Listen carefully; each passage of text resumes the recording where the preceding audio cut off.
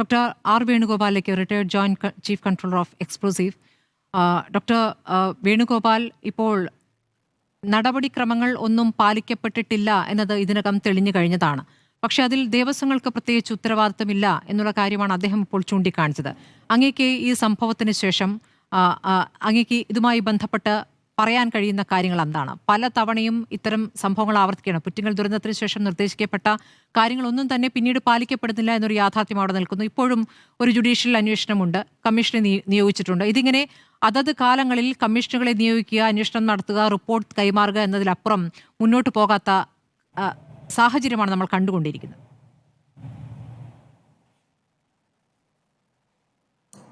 തികച്ചും ശരിയാണത്. ഏതായാലും ഇത്രയും കാലത്തെ അന്വേഷണ കമ്മീഷനുകളും എൻക്വയറി റിപ്പോർട്ടുകളും ഒക്കെ അതിൻ്റെ എത്രമാത്രം ആ റിപ്പോർട്ടുകൾക്ക് റിസൾട്ട് ഉണ്ടായിട്ടുണ്ടെന്നുള്ളത് ഒരു ക്വസ്റ്റ്യൻ മാർക്കാണ്. പക്ഷെ ഒരുപക്ഷെ ഈ കഴിഞ്ഞ പുത്തുങ്കൽ ആക്സിഡൻറ്റ് നടന്നിരിക്കുന്നത് ഒരു ഫയർവർക്സ് ഡിസ്പ്ലേ സൈറ്റിലാണ്. അപ്പോൾ അതിനനുസരിച്ചിട്ടുള്ള കേന്ദ്ര ഗവൺമെൻറ്റിൻ്റെ ഡോക്ടർ എ കെ യാദവിൻ്റെ കമ്മീഷൻ സമർപ്പിച്ച റിപ്പോർട്ട്, അതിൽ അംഗമായിരുന്നു ഞാനും. അത് ഗവൺമെൻറ് ഓഫ് ഇന്ത്യ, അത് ministry of commerce and industries അവരത് എടുക്കുകയും അത് കഴിഞ്ഞ എക്സ്പ്ലോസീവ്സ് അമെൻമെൻറ്റിൽ, റൂൾസിൻ്റെ അമെൻമെൻറ്റിൽ അത് നടപ്പാക്കുകയും ചെയ്തിട്ടുണ്ട്. അപ്പോൾ അത് കഴിഞ്ഞ ശേഷമാണ് പലവിധ നടപടിക്രമങ്ങൾ മുന്നോട്ട് വന്നിട്ടുള്ളത്. അപ്പോൾ കഴിഞ്ഞ വർഷം കേരള ഗവൺമെൻറ്റും ആ സമയത്ത് ഒരു അന്വേഷണ കമ്മീഷനെ നിയമിക്കുകയുണ്ടായി. അതിൻ്റെ റിപ്പോർട്ട് കേരളത്തിൽ എല്ലാ ജില്ലാ കളക്ടർക്കും മറ്റും ചെയ്തുവെങ്കിലും സെൻട്രൽ ഗവൺമെൻറ്റിനും അത് കൊടുത്ത് അതിലെ നിർദ്ദേശങ്ങൾ കൂടി കൺസിഡർ ചെയ്യേണ്ട ഒരു ആവശ്യകത ഇപ്പോൾ ഉയർന്നു വന്നിട്ടുണ്ട്. അപ്പോൾ അതുകൂടെ കേന്ദ്ര ഗവൺമെൻറ്റിന് സമർപ്പിക്കുകയും അതിലെ റെക്കമെൻഡേഷൻസ് കൂടി ഇതിലേക്ക് കടക്കുകയാണ്. അപ്പോൾ ഞാൻ പറഞ്ഞുവല്ലോ, സെൻട്രൽ ഗവൺമെൻറ്റിൻ്റെ കമ്മീഷൻ റിപ്പോർട്ട് പ്രകാരമാണ് റിസ്ക് അസസ്മെൻറ്റ്, സേഫ്റ്റി ഡിസ്റ്റൻസിൻ്റെ കൂടുതലായിട്ട് വന്നിട്ടുള്ളത്. അതോടൊപ്പം തന്നെ ഓരോ വെടിക്കെട്ടുകാരന് എന്തെല്ലാം സുരക്ഷാ നടപടികൾ സ്വീകരിക്കണമെന്നുള്ളതിനെക്കുറിച്ചുള്ള മാർഗനിർദ്ദേശങ്ങളും ആ റിപ്പോർട്ടിൽ വന്നത് ഇപ്പം റൂളിൽ ആയിട്ടുണ്ട്. അതുപോലെ തന്നെ ഡിസാസ്റ്റർ മാനേജ്മെൻറ്റ് പ്ലാനിൻ്റെ കാര്യത്തിലായാലും അതിൻ്റെ ഘടനകളെക്കുറിച്ചും മറ്റും ഇത് ഈ പുതിയ അമെൻമെൻറ്റിൽ പ്രതിപാദിക്കുന്നുണ്ട്. അപ്പോൾ ഇവയെല്ലാം ചേർത്ത് നിർത്തിയാൽ ഫയർവർക്സ് ഡിസ്പ്ലേ സൈറ്റുകളിൽ അത് കഴിഞ്ഞിട്ട് ഇതുവരെ തന്നെ ഒരു ആക്സിഡൻസും ഡിസ്പ്ലേ സൈറ്റിൽ ഉണ്ടായിട്ടില്ല.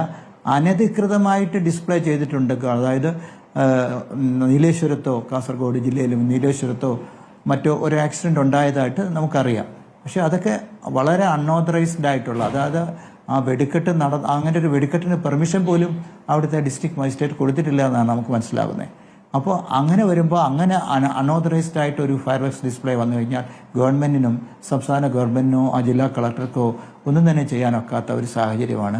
അവിടുത്തെ ലോ എൻഫോഴ്സ്മെൻറ്റ് അതോറിറ്റീസ് അത് ശ്രദ്ധിക്കേണ്ടിയിരിക്കുന്നു. അപ്പോൾ ഇപ്പോഴത്തെ ഈ സാഹചര്യത്തിൽ എന്താ സംഭവിച്ചതെന്ന് പറഞ്ഞാൽ, നമ്മൾ ഫയർവർക്സ് ഡിസ്പ്ലേയെക്കുറിച്ച് ചിന്തിച്ചു, അതിൻ്റെ സുരക്ഷാ ക്രമീകരണങ്ങൾ നടത്തി. ആ സമയത്ത് നമ്മൾ മാനുഫാക്ചറിങ് സൈറ്റിൽ അവിടെ എന്തെല്ലാം നടക്കുന്നു, അവിടെ ഈ പറയുന്ന രാസപദാർത്ഥങ്ങൾ ഇത് പ്രൊഹിബിറ്റഡ് ആണോ എന്നുള്ള കാര്യം ചിന്തിച്ചില്ല. ഷെഡുകളോ അല്ലെങ്കിൽ അത് ജില്ലാ ഭരണകൂടത്തിനാണ്. അതിൻ്റെ ഉത്തരവാദിത്വം തീർച്ചയായിട്ടും ജില്ലാ ഭരണകൂടത്തിനാണ്. അത് ജില്ലാ ഭരണകൂടമാണ് ആ ലൈസൻസ് കൊടുത്തിരിക്കുന്നത്. 15 കിലോയുടെ ഈ ലൈസൻസ് എല്ലാം അവരുടെ റിപ്പോർട്ടിംഗ് ആണ്, അവർക്കാണ് റിപ്പോർട്ട് ചെയ്യേണ്ടത്. ജില്ലാ ഭരണകൂടത്തിൻ്റെ ഉത്തരവാദിത്തമാണ് അത്. ഓരോ എക്സ്പ്ലോസീവ്സ് ലൈസൻസ് അവർ കൊടുത്തിരിക്കുന്നത്. കേരളത്തിൽ പെസോയുടെ കൂടി 2 ലൈസൻസേ ഉള്ളൂ. അതിൽ അന്തം തന്നെ ഈ ഫയർവർക്സ് ഡിസ്പ്ലേക്കുള്ള ഒരു ഫയർവർക്സ് അവർ മാനുഫാക്ചർ ചെയ്യുന്നില്ല. അവർ വിഷുവിനും ദീപാവലിക്കും പൊട്ടിക്കുന്ന മാനുഫാക്ചേർഡ് ഫയർവർക്സ് മാത്രമാണ് മാനുഫാക്ചർ ചെയ്തത്. ഇതെല്ലാം തന്നെ കേരളത്തിലെ 160ഓളം ജില്ലാ കളക്ടറുടെ ലൈസൻസ് ഉണ്ടെന്നാണ് എൻ്റെ അറിവ്, ഓരോ ജില്ലയിലായിട്ട് എല്ലാം മൊത്തത്തിലായിട്ട്. അപ്പോൾ അത് എങ്ങനെ നടപ്പാക്കണമെന്നുള്ള എല്ലാ ADMസും ഒന്നുകൂടി ചിന്തിക്കേണ്ടിയിരിക്കുന്നു.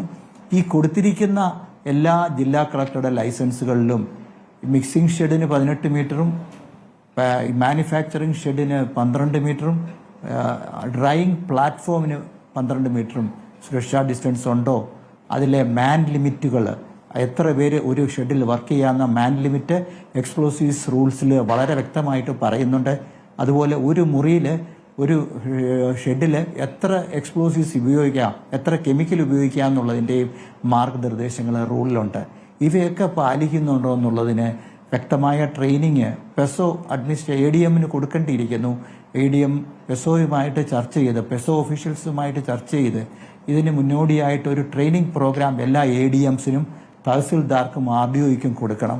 അങ്ങനെ കൊടുത്തു കഴിയുമ്പോൾ അവർക്കിതിനെക്കുറിച്ചുള്ള മൊത്തമായിട്ടുള്ള ഒരു ടെക്നിക്കൽ നോളജ് ഉണ്ടാവുകയും അതുപോലെ തന്നെ ഫാക്ടറീസ് ആൻഡ് ബോയിലേഴ്സ് ഡിപ്പാർട്ട്മെൻറ്റിൻ്റെ ഇൻസ്പെക്ടേഴ്സും കെമിക്കൽ ഇൻസ്പെക്ടർമാരും അവരെയൊക്കെ ഇതിലേക്ക് കൊണ്ടുവന്ന് അവർക്കൂടെ ഒരു ട്രെയിനിങ് കൊടുത്ത് അവർ ADMനെയും മറ്റ് സപ്പോർട്ട് ചെയ്യുന്ന ഒരു രീതിയിലേക്ക് കൊണ്ടുവരേണ്ടി വരും. അങ്ങനെ ആണെങ്കിൽ മാത്രമേ നമ്മുടെ ഈ ഇപ്പോൾ കൊടുത്തിരിക്കുന്ന എല്ലാ ADM ലൈസൻസുകളും അതിനെ ഒന്നുകൂടി വെരിഫൈ ചെയ്ത് ഈ നടപടിക്രമങ്ങൾ, ഈ സുരക്ഷാ ഡിസ്റ്റൻസുകളൊന്നും അല്ലെങ്കിൽ ഷെഡുകളുടെ കൺസ്ട്രക്ഷൻ അതുപോലെ അല്ല എന്നുണ്ടെങ്കിൽ അതിനെയൊക്കെ പരിഹാരം കാണാൻ കഴിയും എന്നാണ് എൻ്റെ വിശ്വാസം.